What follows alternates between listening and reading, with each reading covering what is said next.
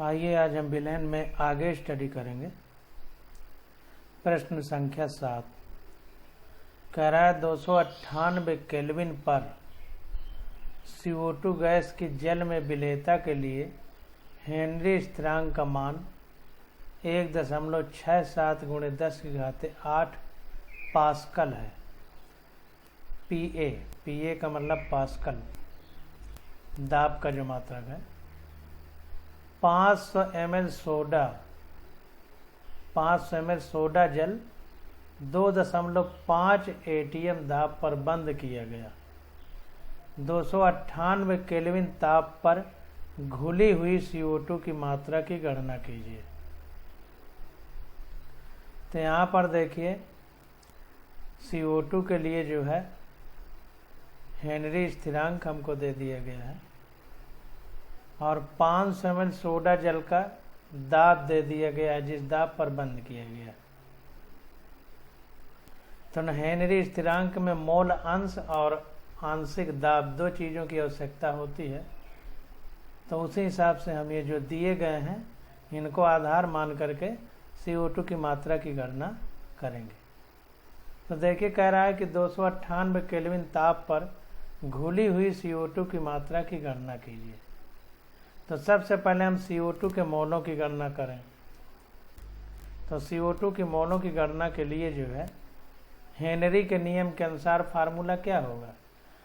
CO2 के मोल अंश equal to CO2 का आंशिक दाब अपान CO2 के लिए हेनरी स्थिरांक, ये हमारा फार्मूला होता था। इसके पीछे भी हमने क्वेश्चन पढ़ा है। अब जब ये हमको फार्मूला प्राप्त है तो अब हमको ये देखना है कि इसमें क्या क्या दिया गया है। तो KH की वैल्यू दी गई है 1.67 × 10⁸ पास्कल, ऊपर क्वेश्चन में हम लोग पढ़ चुके हैं। CO2 का आंशिक दाब दे दिया है हमको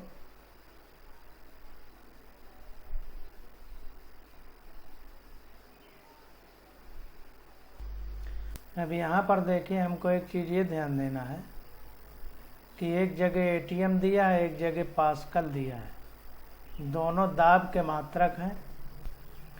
तो या तो हम ATM को पास्कल में बदल लें या पास्कल को ATM में बदल लें। तो देखिए 10,1325 पास्कल बराबर होता है 1 ATM। तो 1 पास्कल बराबर 1/10,1325 पास्कल।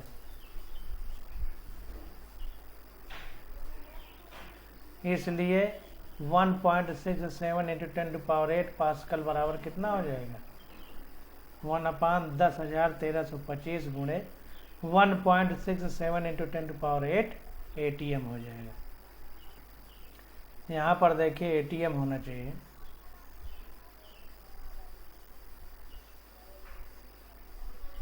यहाँ पर ATM होगा। तो 10,1325 पास्कल बराबर होता है 1 ATM। तो 1 पास्कल बराबर 1/10,1325 ATM। इसलिए 1.67 × 10⁸ पास्कल बराबर 1/10,1325 गुणे 1.67 × 10⁸ ATM हो जाएगा। तो ये देखिए वही लिखा है, ये यहाँ तक ये अलग चीज़ है, ये ऊपर अलग रहेगा, नीचे वाला है। तो CO2 का जो दाब है जो है ये हेनरी स्थिरांक KH जो दिया गया है इतना, तो इसी को ATM में बदला है पास्कल को। तो इस तरह बदलेंगे 1/10,1325 गुणे 1.67 × 10⁸ ATM। तो ये निकल के आया 1.648 × 10⁻³ ATM। अब इसी को देखिए 10,1325 को इस तरह लिखा जाता है 1.01325 पास्कल इक्वल टू 1 ATM। इतना गुणे 10⁵5 करते हैं, गुणे 10⁵5 1.01325 × 10⁵ पास्कल इक्वल टू 1 ATM। तो ये देखिए लगभग एक ही है, तो इसलिए 10⁵ पास्कल बराबर 1 ATM जनरली कहा जाता है। हमने यहाँ पूरा लिख करके निकाल लिया। तो देखिए यहाँ पर KH में जो पास्कल में दिया है हेनरी स्थिरांक, उसको ATM में हम लोगों ने निकाल लिया। अब देखिए, अब यहाँ CO2 का जो मोल फ्रैक्शन है, मोल अंश है, उसको कैसे निकालेंगे उसको भी हम लोग देख लेते हैं।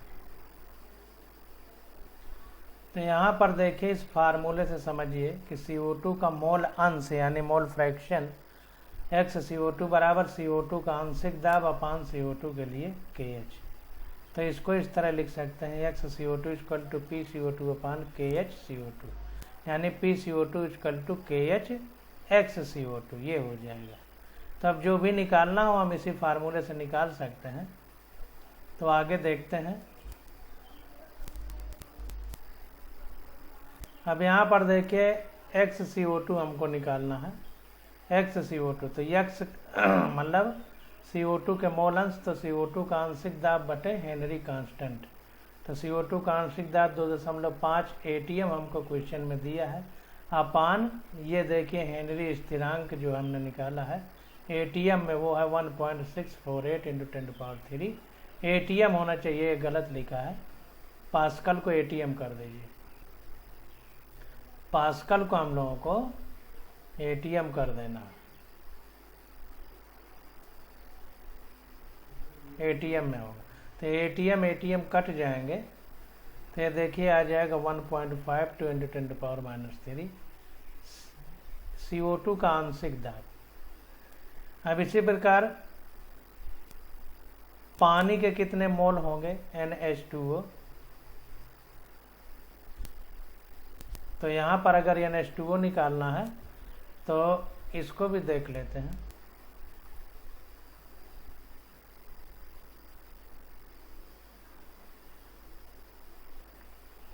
अब देखिए, अगर हमको पानी के लिए मोल अंश निकालना है तो पानी के लिए होता है,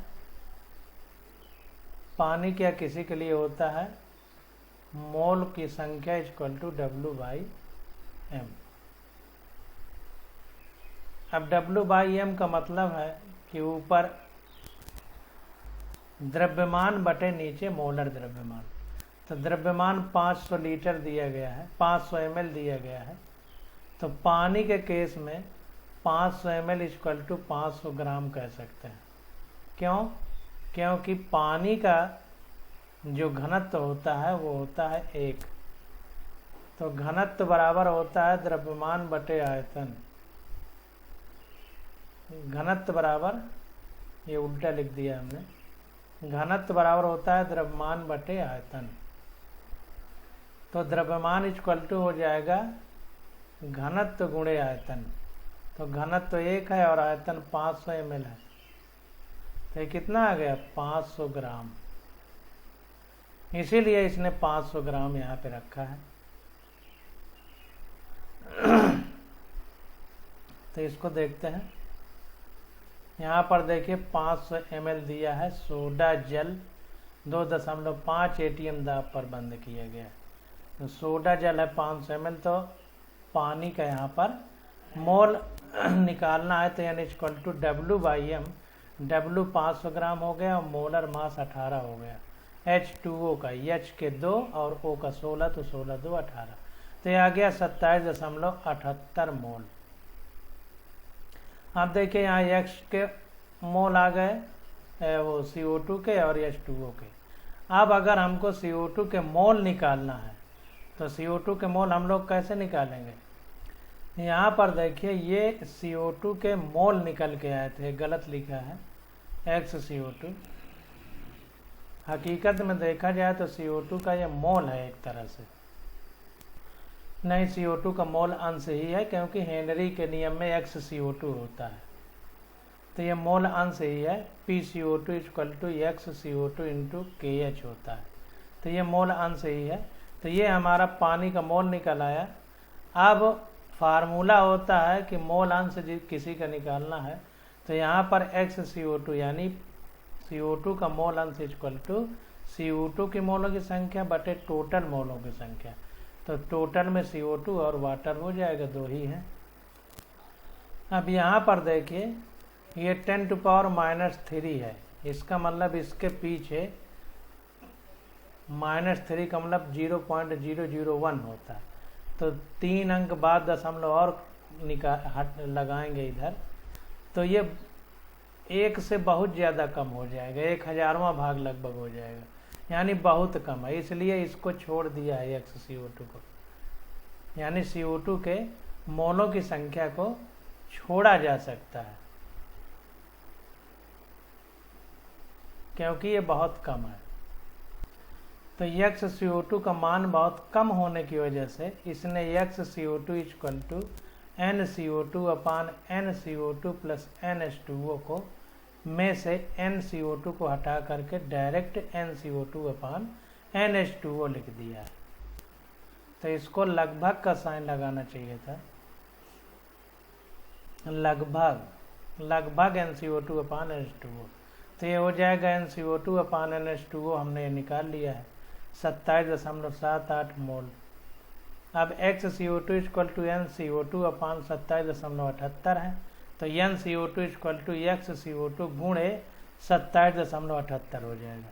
तो NCO2 = XCO2 × 27.78 मोल। तो ये हो गया। XCO2 की वैल्यू हमको पता है 1.52 × 10⁻³ × 27.78 मोल। तो ये हमारा सॉल्व करने पे आ गया 0.0422 मोल। तो ये हमारा CO2 के मोलों की संख्या आ जाएगी। तो एक बार फिर से देख लीजिए कि निकाला कैसे गया है। तो यहाँ पर देखिए, अगर हम CO2 के मोलों की संख्या देखें और आंशिक दाब और हेनरी कांस्टेंट दिया हो, तो फार्मूला होता है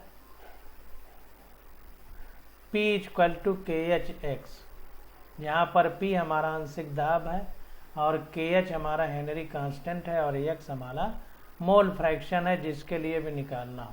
तो यहाँ पर CO2 का मोल अंश है, तो XCO2 = CO2 का आंशिक दाब बटे CO2 के लिए KH हो गया।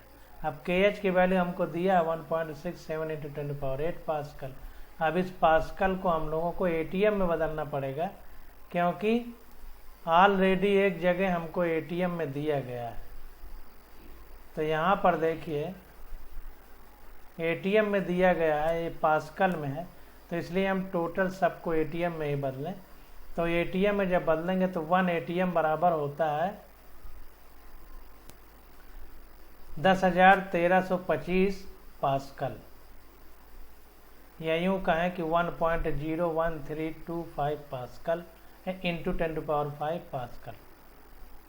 तो अभी हमने जैसे बताया था उस हिसाब से इसको ATM में बदल लिया गया KH को, तो आ गया 1.648 इंटू 10⁻³ ATM। अब देखिए CO2 के मोलों की संख्या, तो आंशिक दाब बटे KH होता है। तो आंशिक दाब हमको CO2 का दिया गया है, ये देखिए 2.5 ATM दाब पर 500 ml सोडा जल 2.5 ATM दाब पर बंद है। तो सोडा जल क्या है, पानी में सोडियम कार्बोनेट है, तो उसी का से CO2 गैस बनेगी, तो वही CO2 का ATM ही दाब ही है हमारा इतना।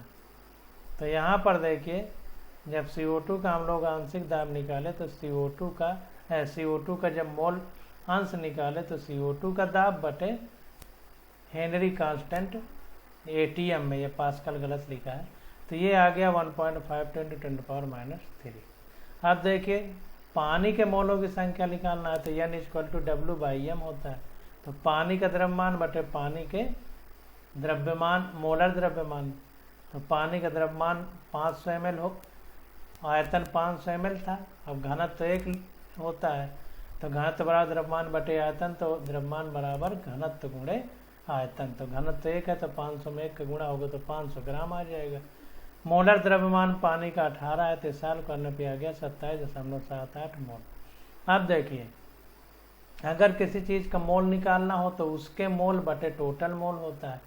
तो XCO2 यानी CO2 का मोल अंश निकालना है, तो CO2 के मोल बटे पानी प्लस CO2 के मोल, क्योंकि पानी और CO2 दो ही चीज़ें हैं। अब यहाँ पर देखिए CO2 का मोल अंश जो निकला है, ये 10⁻³ गुणा कर दें तो बटे 1000 हो जाएगा, तो बहुत कम मान आएगा। इसका मतलब वैल्यू बहुत कम है, तो इसलिए इसको हम हटा भी सकते हैं। तो इसको हटा करके डायरेक्ट लिख दिया NCO2 बटे NH2O। तो ये आ गया NCO2 बटे NH2O हमारा ये है। तो अब NCO2 इक्वल टू, तो ये इधर चला जाएगा, तो XCO2 इंटू 27.78 हो गया। ये गुणा किए हम लोग, तो सॉल्व करने पे आ गया 0.0422 मोल। तो इस प्रकार से हम लोग क्वेश्चन करना है। अब देखिए चरण 2 में क्या कह रहा है, जल में घुली CO2 के द्रव्यमान की गणना करना है। अभी थोड़ा सा और बचा है। तो क्वेश्चन जो बड़े हैं उनमें घबराने की जरूरत नहीं है। हमको ये समझना है कि हम कैसे कॉन्सेप्ट को लगा रहे हैं, सिद्धांत को, और क्वेश्चन निकालना है। पूरी NCERT आना जरूरी है। अगर NCERT आपको आ गई तो किसी भी एग्जाम, चाहे वो IIT हो चाहे नीट हो, आप लोग निकाल सकते हैं। तो जल में घुली CO2 के द्रव्यमान की गणना, तो CO2 का द्रव्यमान बराबर CO2 के मोलों की संख्या गुणे CO2 का मोलर द्रव्यमान। क्यों? क्योंकि N इक्वल टू W/M होता है। मोलों की संख्या बराबर द्रव्यमान बटे मोलर द्रव्यमान। तो द्रव्यमान बराबर मोलों की संख्या गुणे मोलर द्रव्यमान हो जाएगा। तो CO2 का द्रव्यमान बराबर CO2 के मोलों की संख्या गुणे CO2 का मोलर द्रव्यमान। तो CO2 के मोलों की संख्या हम लोग निकाल लिए हैं, और इसका मोलर द्रव्यमान कितना होता है, C का 12, O का 16 और 2 है, तो 16 दूनी 32, तो 32 और 12 44, 44 का गुणा कर दिया, तो आ गया 1.857 ग्राम।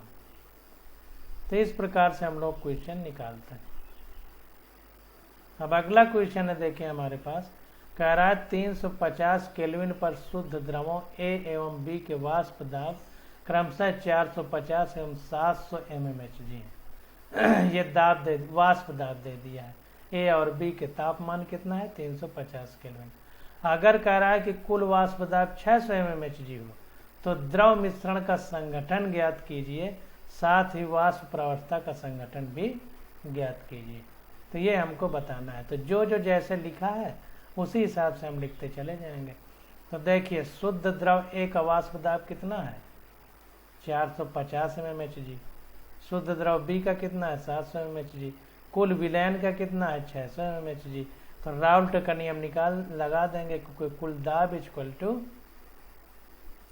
आंशिक दाब गुणे मोल अंश, जिसका भी होगा। तो फर्स्ट A के लिए तो A का आंशिक दाब गुणे मोल अंश। तो आंशिक दाब शुद्ध अवस्था में दाब, आंशिक दाब नहीं, शुद्ध अवस्था में दाब, जब वो अकेला हो। तो शुद्ध अवस्था में कितना है, P0A into XA plus P0B into PB होना चाहिए, A गलत लिखा है, यहाँ पर PB होना चाहिए। तो ये हो जाएगा हमारा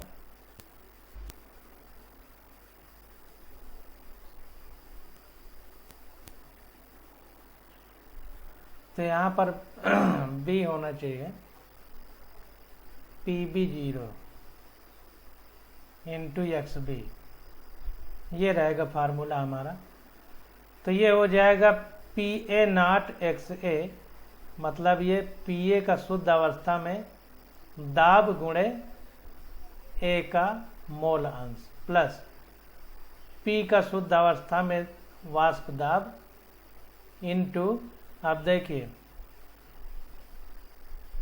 XA प्लस XB बराबर 1 होता है, तो XB बराबर हो जाएगा 1 माइनस XA, क्योंकि किसी विलयन में मोल अंश का जो योग होता है वो 1 होता है। अब दो ही पदार्थ हैं तो दोनों का योग 1 होगा, तो दूसरे को निकालेंगे तो 1 माइनस पहला हो जाएगा। तो इसीलिए ब्रैकेट में 1 माइनस XA लिख दिया है। अब सारी वैल्यू हम लोग रखते चले जाएंगे तो आंसर आ जाएगा। तो यहाँ पर देखिए P हमारा टोटल कितना है, 600 mmHg है, तो 600 mm कर दिया इक्वल टू PA नॉट कितना है, PA का शुद्ध अवस्था में शुद्ध द्रव देखिए लिखा है, शुद्ध द्रव A का वाष्प दाब P नॉट A, ये कितना है 450 mmHg इंटू XA हो गया, प्लस शुद्ध अवस्था में B का, ये एक गलत लिखा है, तो B का हो गया 700 mmHg, 1 माइनस XA हो गया। तो ये हो गया हमारा 700 प्लस, अब यहाँ पर देखिए इसके अंदर गुणा करेंगे तो ये XA कॉमन हो जाएगा, और ब्रैकेट में आ जाएगा 450 माइनस 700 mm जब इसका अंदर गुणा करेंगे। तो ये सॉल्व करने पे आ जाएगा 700 माइनस XA ब्रैकेट में 250, क्योंकि 700 में 450 घटेगा तो 250 आ जाएगा, या माइनस बाहर निकालेंगे तो प्लस की जगह माइनस हो जाएगा। तो ये XA सॉल्व करने पे आ गया 0.40। ये शुद्ध द्रव, जो द्रव A है उसका मोल अंश है, यानी मोल फ्रैक्शन। तो देखिए लिख दिया कि अतः A का मोल अंश कितना आ गया, XA = 0.40। अब देखिए क्वेश्चन में हमसे पूछा गया है कि द्रव मिश्रण का संगठन ज्ञात कीजिए, साथ ही वाष्प प्रावस्था का संगठन भी ज्ञात कीजिए। तो यहाँ पर देखिए A का मोल अंश निकला है इतना, अब B का निकालना है तो 1 में घटा दीजिए, तो B का निकला है मोल अंश। अब देखिए वाष्प अवस्था में संगठन की बात करें तो वाष्प अवस्था के अगर संगठन की बात करेंगे तो A का आंशिक दाब कितना होगा, PA0 XA। तो PA0 हमारा 450 है शुद्ध अवस्था में, इंटू XA का मोल अंश कितना है इतना, तो ये आ गया 180 mmHg। PB का इसी तरह PB0 XB, तो PB का शुद्ध अवस्था में वाष्प दाब 700 mmHg है और इसका मोल अंश कितना है 0.60, तो ये आ गया 420 mm। अब वाष्प अवस्था में A का मोल अंश, तो वाष्प अवस्था में देखिए ध्यान दीजिए, वाष्प अवस्था में तो अगर वाष्प अवस्था में किसी का मोल अंश निकालना है तो जिसका निकालना है उसका आंशिक दाब बटे टोटल आंशिक दाब। तो A का निकालना है तो A का आंशिक दाब बटे टोटल आंशिक दाब, इस तरह हम लोग निकालेंगे। तो A का कितना है 180 mm अपान टोटल कितना है 180 बटे 420, तो आ गया 0.30 A का मोल अंश। अब B का मोल अंश निकालना है वाष्प अवस्था में, तो कैसे निकालेंगे, तो PB अपान PA प्लस PB, यानी B का मोल आंशिक दाब बटे टोटल आंशिक दाब। तो B का कितना है 420 mm अपान टोटल कितना है 180 प्लस 420, तो ये आ गया 0.70। तो इस प्रकार से हम वाष्प अवस्था में मोल अंश अगर निकालना है संगठन वाष्प अवस्था में, तो वाष्प अवस्था में संगठन का मतलब वाष्प अवस्था में मोल अंश, तो जब वाष्प रहेगा तो आंशिक दाब अपान टोटल दाब करके निकालेंगे, और जब द्रव अवस्था में रहेगा तो द्रव अवस्था में मोल अंश निकाल करके करेंगे, द्रव्यमान बटे मोलर द्रव्यमान से। तो दोनों प्रकार से हमने आपको बता दिया कि कैसे हमको निकालना। और अगर हमको वाष्प दाब दिया है शुद्ध अवस्था में, तो शुद्ध अवस्था में वाष्प दाब दिया है तो टोटल वाष्प दाब इक्वल टू शुद्ध अवस्था में गुणे मोल अंश A का प्लस शुद्ध अवस्था में A का वाष्प दाब गुणे मोल अंश करके इस तरह से हम इसमें मोल अंश निकाल लेंगे। तो जिस प्रकार से क्वेश्चन में पूछ रहा है उसी प्रकार से हम लोग करते चले जाएंगे। अब 9वां क्वेश्चन देखिए कह रहा है 298 केल्विन पर शुद्ध जल का वाष्प दाब 23.8 mmHg है। शुद्ध जल का वाष्प दाब है, यानी P0H2O। 850 ग्राम जल में 50 ग्राम यूरिया यानी NH2CO घोला जाता है, यूरिया के फार्मूला। तो कह रहा है इस विलयन के लिए जल के वाष्प दाब एवं इसके आपेक्षिक अवनमन का परिकलन कीजिए, यानी डिप्रेशन इन क्या है वेपर प्रेशर, वाष्प दाब का अपेक्षिक अवनमन। तो इसको देखते हैं।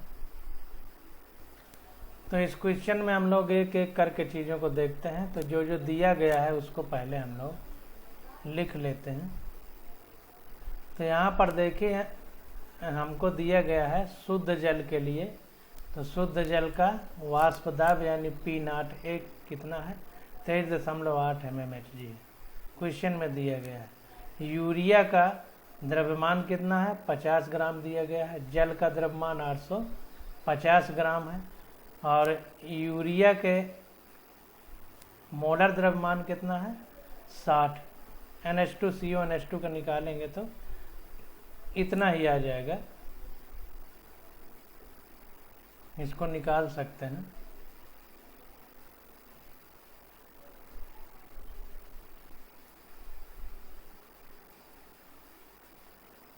n 2 अणु हैं तो 2 गुणे 14, 1 n का 14 होता है, प्लस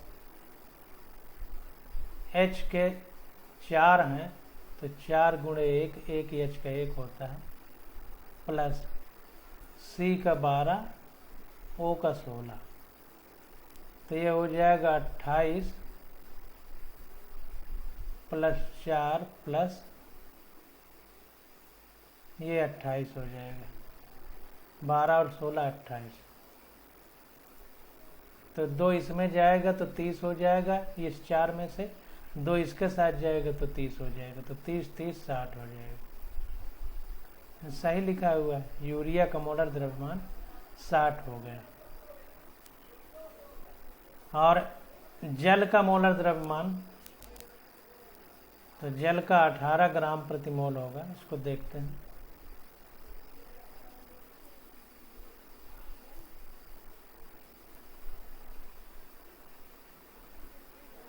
ये पानी देखिए 180 ग्राम हमको दिया गया है और यूरिया 50 ग्राम दी गई है, तो यूरिया का द्रव्यमान 50 ग्राम है और जल का 850 ग्राम।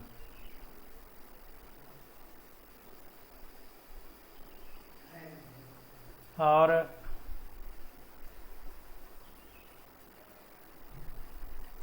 ये पानी का मोलर द्रव्यमान 18 ग्राम प्रति मोल होगा। 180 गलत लिखा है, या तो बीच में यहाँ दशमलव होगा, तो इसको सही कर लीजिए, दशमलव होगा।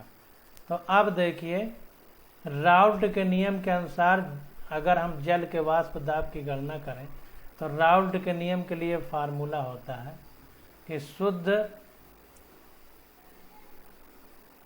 अवस्था में वाष्प दाब A का माइनस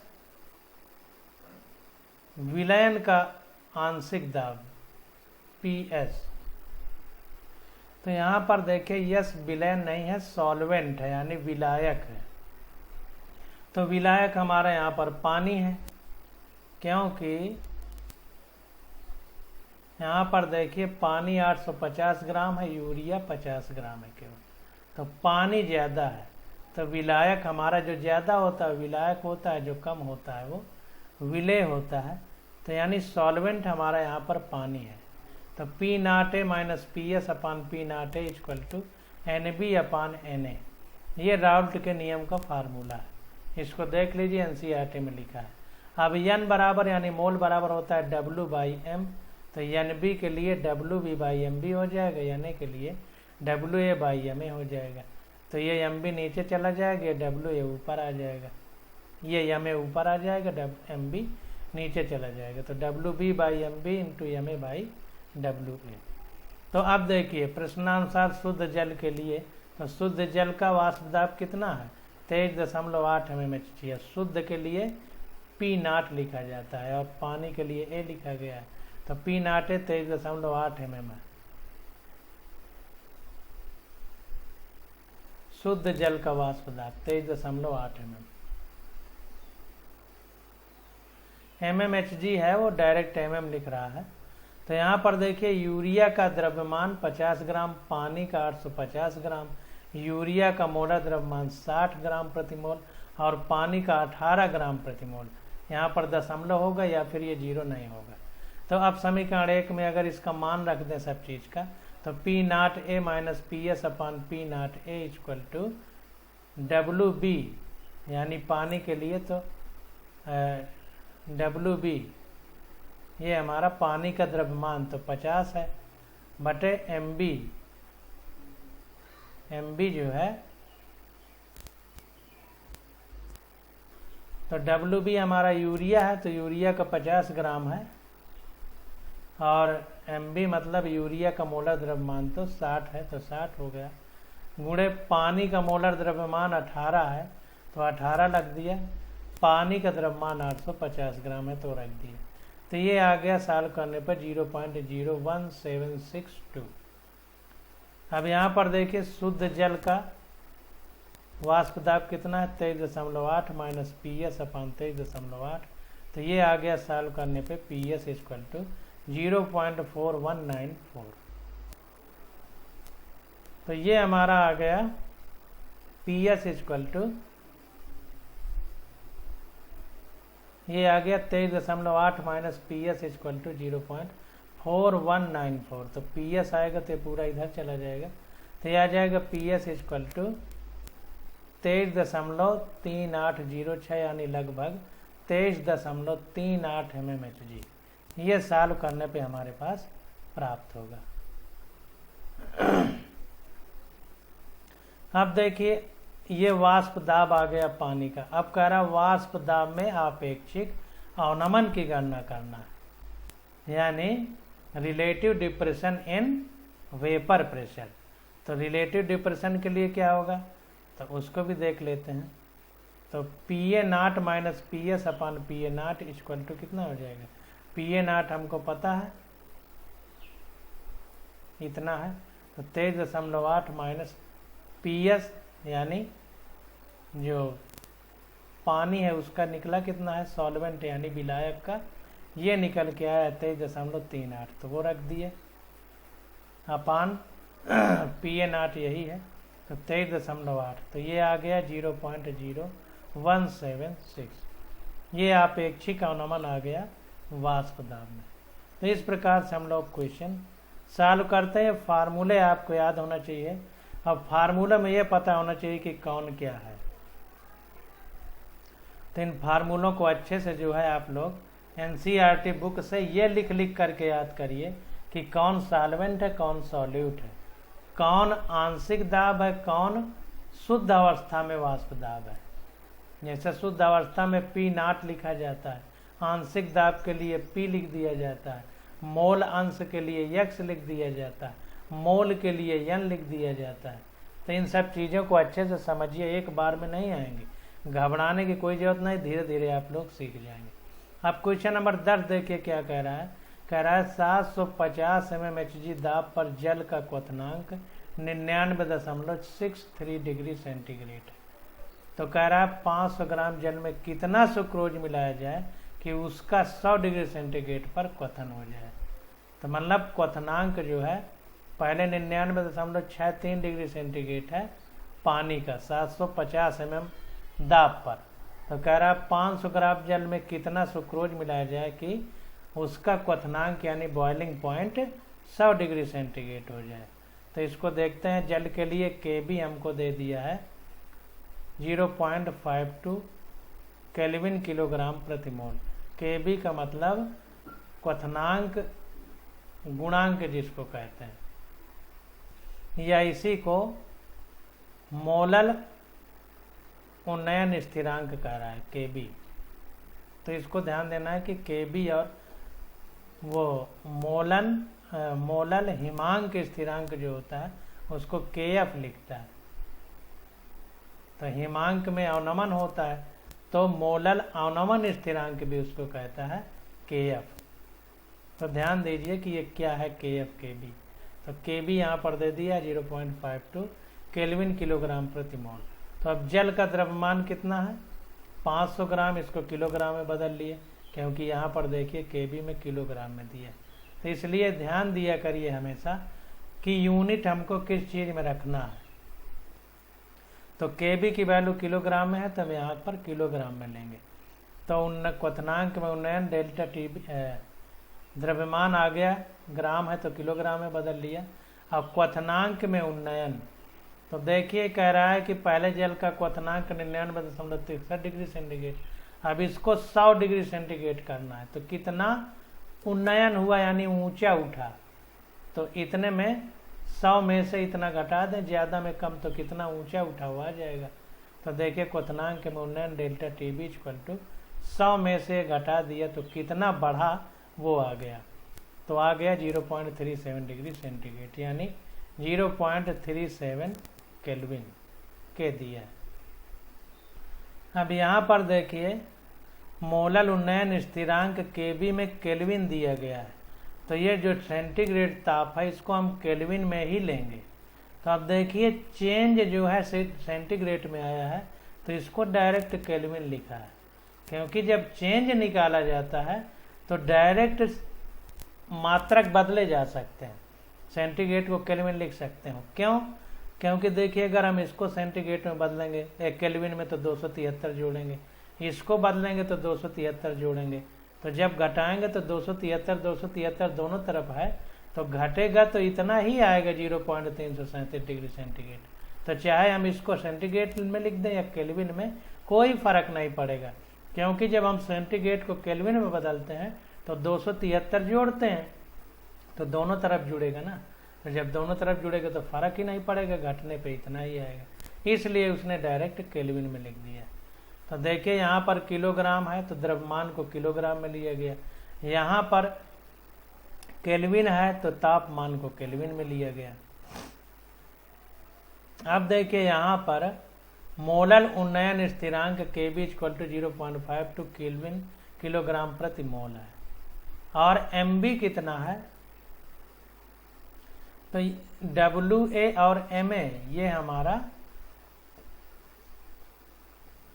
विलायक है, विलायक, और ये जो Mb लिख रहा है विलेय है।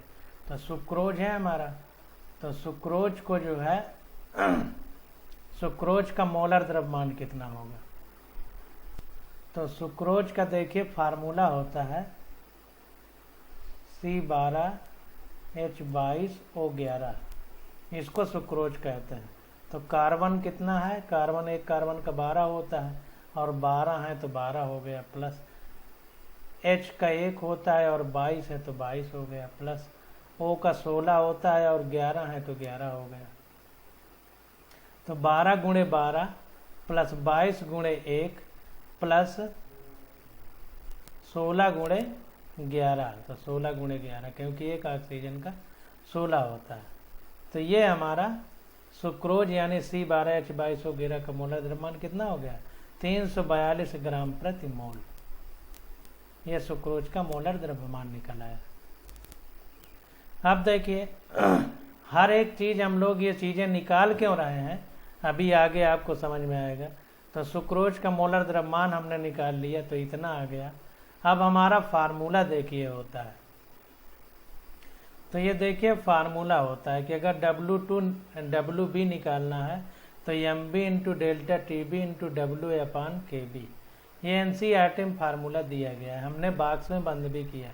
अगर ये किलोग्राम में ना होता तो यहाँ पर 1000 का गुणा करते हैं हम लोग। तो इंग्लिश वाली बुक में भी देख लेते हैं। तो इंग्लिश वाली बुक में देखिए delta TB = KB W2/M2 × W1 और 1000 का गुणा किया है।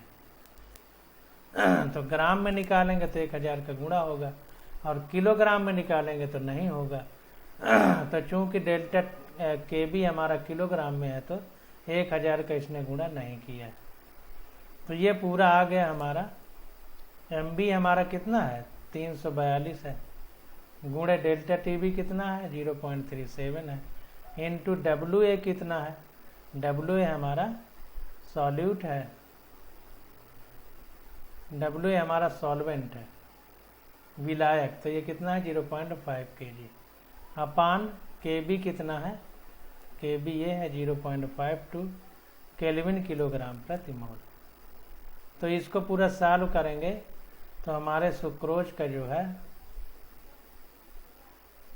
द्रव्यमान निकल आएगा।